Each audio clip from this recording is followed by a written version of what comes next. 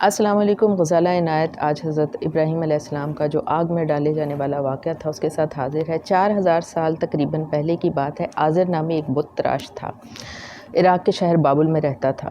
اس کا کوئی بیٹا نہیں تھا اور وہ بڑی دعائیں مانگا کرتا تھا کہ کوئی اللہ تعالیٰ اسے بیٹا عطا۔ اللہ تعالیٰ کو تو خیر وہ مانتا ہی نہیں تھا، بت تراش تھا، اور دعائیں مانگا کرتا تھا کہ اسے ایک بیٹا عطا ہو جو اس کے ساتھ بت بنانے میں، انہیں بیچنے خریدنے میں اس کی مدد کرے۔ اس کے گھر پیدا ہو گئے حضرت ابراہیم علیہ السلام جو بتوں کے سخت خلاف تھے، اور انتہائی بچپن ہی سے وہ سلیم الفطرت تھے، اور بتوں کی پوجا کو بھی اور ان کو بیچنے خریدنے کو شروع سے ہی سخت ناپسند کرتے تھے۔ انہوں نے کبھی بتوں کو سجدہ نہیں کیا تھا۔ حضرت ابراہیم علیہ السلام اس دور میں تین ہی لوگ تھے جو شرک سے پاک تھے۔ ایک حضرت ابراہیم علیہ السلام، ایک ان کی بیوی حضرت سارہ علیہ السلام، اور ایک ان کے بھتیجے حضرت لوط علیہ السلام۔ تو معاملہ یہ تھا کہ سب سے پہلے جب ان کو حضرت ابراہیم علیہ السلام کو نبوت عطا ہوئی تو سب سے پہلے انہوں نے اپنے والد سے ہی کہا کہ انہیں دعوت حق دی آزر کو، اور آزر بڑا سخت اس کے خلاف تھا۔ اس نے کہا کہ نہیں، ہرگز ایسا ہو ہی نہیں سکتا کہ میں بتوں کو چھوڑ دوں۔ قبیلے والوں کے ساتھ بات چیت ہوئی تو حضرت ابراہیم علیہ السلام کا سٹائل بات کرنے کا ایسے ہی تھا کہ یہ نہ سنتے ہیں نہ بولتے ہیں، نہ تم لوگوں کو فائدہ دیتے ہیں نہ نقصان دیتے ہیں، تم کیسے ان کی عبادت کر سکتے ہو؟ تو وہ ان کو کوئی جواب نہیں سوچتا تھا قوم کو جب وہ اس طرح بات کیا کرتے تھے، تو وہ کافی دیر خاموش رہنے کے بعد انہیں جواب یہ دیتے تھے کہ ہم نے تو اپنے باپ دادا کو ایسے ہی کرتے دیکھا ہے تو ہم تو ایسے ہی کریں گے۔ تو حضرت ابراہیم علیہ السلام نے کہا چاہے وہ لوگ بھی گمراہی میں ہوں تو تم لوگوں میں کوئی عقل سمجھ نہیں ہے کہ تم بات کو سمجھنے کی کوشش نہیں کرتے۔ اب اس قوم کا ایک دوسرا مسئلہ یہ تھا کہ ستاروں کی بھی پوجا کیا کرتے تھے، اور حضرت ابراہیم علیہ السلام نے اس چیز کو سوچنے کی، میڈیٹیشن کی، رسولوں کو آپ کو پتہ ہے رسولوں کے اندر ایک عادت موجود ہوتی ہے کہ وہ میڈیٹیشن کرتے ہیں، تو وہ رات کو بیٹھ کے ستاروں کو دیکھتے ہوئے ڈوب گئے۔ انہوں نے کہا ڈوبنے والا میرا رب نہیں۔ سورج کو ڈوبتے دیکھا تو حضرت ابراہیم علیہ السلام نے فرمایا کہ یہ بھی ڈوب جاتا ہے، یہ بھی میرا رب نہیں۔ چاند کے بارے میں بھی ایسے ہی فرمایا۔ بہرحال یہ سب کچھ انہوں نے اپنی کمپلیٹ کرنے کے بعد پھر اپنے قبیلے سے جب بات کی، پھر ان کو سمجھانے کی کوشش کی تو انہوں نے کہا کہ نہیں، ہم تو باپ دادا کا راستہ نہیں چھوڑیں گے۔ حضرت ابراہیم علیہ السلام ینگ تھے، انرجیٹک تھے ماشاءاللہ بہت زیادہ۔ انہوں نے کہا اچھا ٹھیک ہے، تم لوگ جاؤ، میں تمہارے بتوں سے 2 ہاتھ کروں گا۔ اب ہوا یہ کہ اس قوم کا ایک سالانہ عید ہوا کرتی تھی جو وہ شہر سے باہر جا کر منایا کرتے تھے۔ لہٰذا واقعہ یہ ہوا کہ وہ لوگ شہر سے باہر گئے تو آزر نے کہا کہ حضرت ابراہیم کو بھی کہا کہ بھئی چلو تم بھی ہمارے ساتھ۔ انہوں نے کہا نہیں جی، میری طبیعت تو ٹھیک نہیں، میں نہیں جا رہا۔ وہ گئے ہیں۔ اس کے بعد انہوں نے کلہاڑا پکڑا، بت خانے میں چلے گئے۔ بت خانے میں جانے کے بعد انہوں نے پہلے بتوں سے وہی بات چیت کی کہ ہاں جی، تو ظاہر ہے جواب کیا آنا تھا، تو انہوں نے بتوں کو توڑنا شروع کیا۔ سارے بت توڑ دیے۔ جو سب سے بڑا بت تھا اس کو نہیں توڑا بلکہ اس کے کندھے پہ کلہاڑا رکھ دیا، کیونکہ وہ بڑا لاجیکلی بات کیا کرتے۔ حضرت ابراہیم بہت ہی حاضر جواب، وہ ماشاءاللہ بڑے حکمت والے تھے اور ہمیشہ لاجیکل بات کرتے تھے۔ تو انہوں نے بت اس کے اوپر رکھ کے تو وہ باہر آ گئے۔ جب یہ لوگ واپس آئے انہوں نے دیکھا کہ ہمارے خداؤں کی کیا حالت ہوئی ہے، ٹوٹے پھوٹے پڑے ہیں سارا، یہ کیا بنا ہمارے سے، اور کلہاڑا اس کے اوپر۔ تو انہوں نے سوچا کہ بھئی ہو نہ ہو یہ اسی کا کام ہے جو ہمیشہ سے ہمارے بتوں کے خلاف بولتا ہے، وہ ینگ سا لڑکا جو بھی ہے جس کا نام ابراہیم ہے۔ پکڑ کے لے آئے اور کہا کہ یہ کیا کیا؟ انہوں نے کہا کہ بھئی مجھے کیوں پوچھ رہے ہو، وہ جس کے کندھے پہ کلہاڑا ہے اس کو پوچھو جا کے۔ اب سوچے ذرا کیسے زبردست انہوں نے جواب دیا، ان کی تو آگے سے بولتی بند ہو گئی ہوگی۔ وہ ہکے بکے رہ گئے اور کہتے ہیں کہ بھئی تمہیں اچھی طرح پتہ ہے کہ یہ لوگ بولتے نہیں ہیں، تو ہم ان سے کیا پوچھیں؟ انہوں نے کہا جب یہ بولتے بھی نہیں ہیں، سنتے بھی نہیں ہیں، تو ان کی عبادت کیوں کرتے ہو؟ ایک اللہ کو چھوڑ کے جو اتنا طاقتور ہے، جو اصل عبادت کے لائق ہے۔ بہرحال اس بات پہ ان کی ہو گئی بےعزتی بہت زیادہ، کیونکہ پھر لوگ بےعزتی محسوس کرنا شروع کر دیتے ہیں کہ پتہ نہیں ہماری انا ہٹ ہو گئی ہے، ہم اس کو جواب نہیں دے سکے۔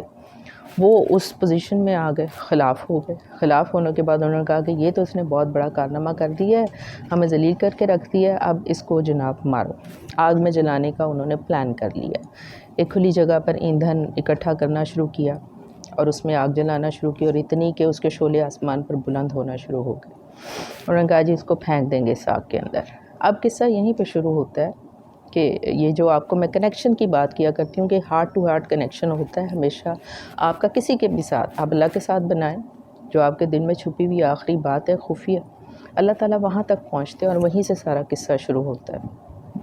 چنانچہ یہ سب آگ جلا لی گئی تو ہیزن نامی ایک شخص تھا، اس نے منجیک بنائی ہوئی تھی۔ منجیک کو ہم توپ ٹائپ کہتے ہیں، ہم لوگوں نے تو اپنے بچپن میں منجیق کا لفظ جو تھا پہلی دفعہ اپنی کتابوں میں پڑھا، محمد بن قاسم کی فتح سندھ کا جو واقعہ تھا اس میں پڑھا کہ محمد بن قاسم منجیقیں لے کر آیا اور اس نے راجہ داہر کو مار مار کے اس کا حشر کر کے اس کو ہرا دیا۔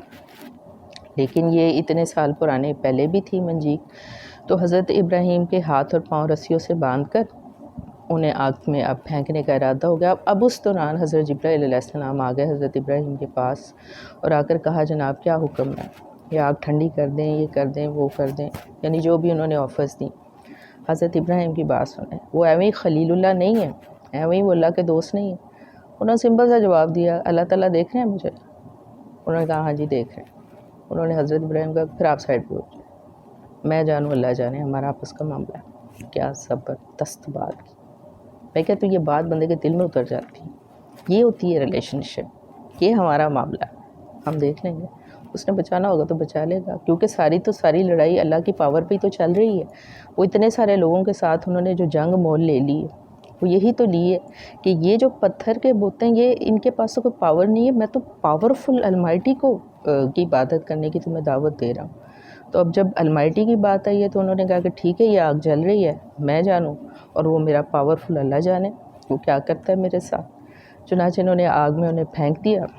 آگ میں پھینکنے میں نتیجہ یہ ہو کہ صرف ان کے ہاتھوں اور پاؤں کی رسیاں جلی، اللہ کا حکم آ گیا آگ کو ٹھنڈی ہو جاؤ، وہ ٹھنڈی ہو گئی، یعنی باہر سے نظر آ رہی ہے کہ جل رہی ہے، اندر سے وہ آگ ٹھنڈی ہو گئی۔ اب اس میں بھی آزمائشیں چل رہی تھیں۔ آزمائشیں کیا چل رہی تھیں کہ پرندے اپنی اپنی چونچوں میں پانی تھوڑا تھوڑا لا کے اس آگ پر پھینک رہے تھے اسے بجھائیں، اور چھپکلی اس دور میں پھونکے مارتی تھی اس آگ کو، یہ آگ اور بھڑکے۔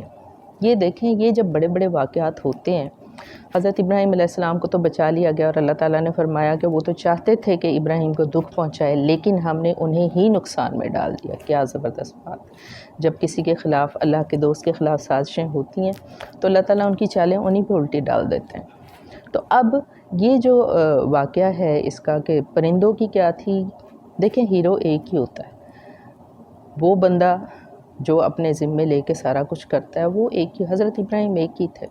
باقی لوگوں کی کیا مثال ہوتی ہے کہ اس بڑے واقعے میں وہ لوگ جو آس پاس کی دنیا ہوتی ہے وہ کیا عمل کما رہی ہے۔ جیسے پرندوں نے عمل کیا کمایا کہ پانی پھینکتے رہے، حالانکہ اس پانی سے تو آگ نہیں بجھی، اور ایک چھپکلی نے عمل کیا کمایا کہ اس کو پھونکے مارتی رہی۔